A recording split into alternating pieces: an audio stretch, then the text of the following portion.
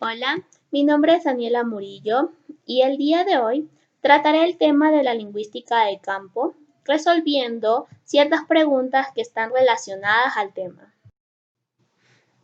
La lingüística de campo es una rama de la lingüística la cual es entendida como el estudio de los fenómenos y obtención de datos lingüísticos, es decir, la recopilación de datos primarios sobre los hechos gramaticales básicos de un idioma poco estudiado de hablantes comunes en un entorno natural, junto con el análisis y difusión de dichos datos. También forma gran parte dentro del estudio del lenguaje, ya que nos permite explorar y descubrir la totalidad de sus distintas manifestaciones situadas en el mundo real.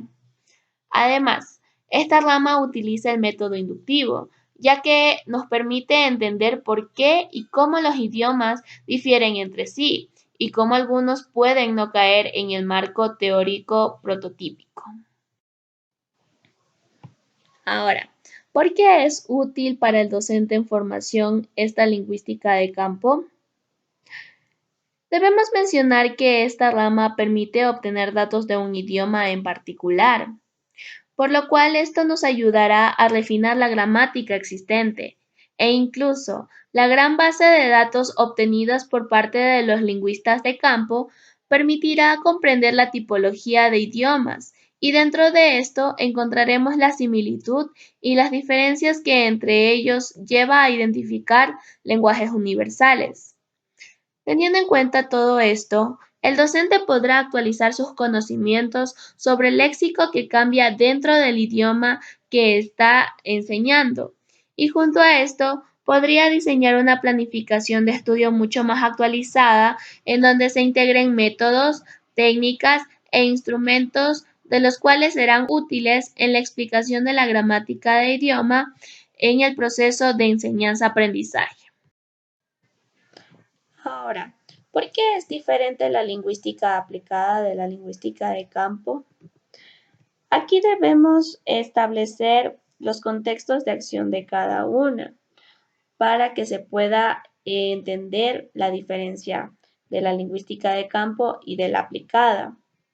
En la primera tenemos que se da una exploración y descubrimiento del lenguaje en la totalidad de sus distintas manifestaciones situadas en el mundo real, mientras que la otra se da una aplicación de conocimientos lingüísticos en campos distintos como la enseñanza de lenguas extranjeras, dando a entender que esta lingüística aplicada es multidisciplinaria.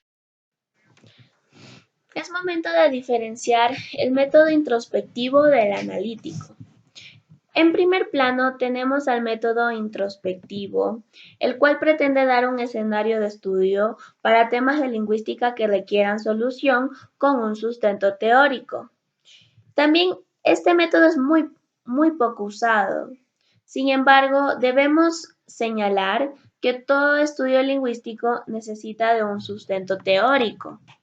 Y es así que este incluye tres elementos indispensables como lo son el investigador, el lenguaje como el contexto macro y la porción del contexto macro que el investigador ha decidido estudiar.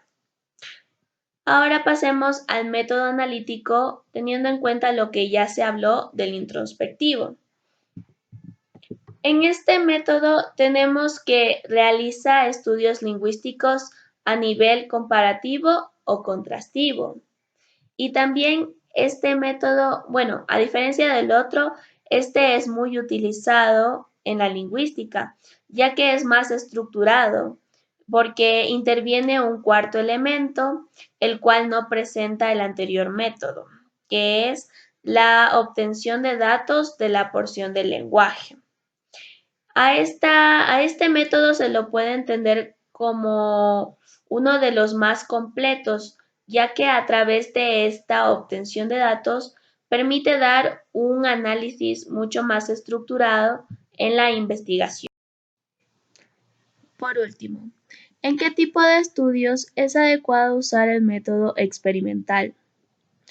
Bueno, En este método se recomienda realizarlo en estudios en donde el fragmento del lenguaje arroje datos en relación directa del cómo hablan los individuos.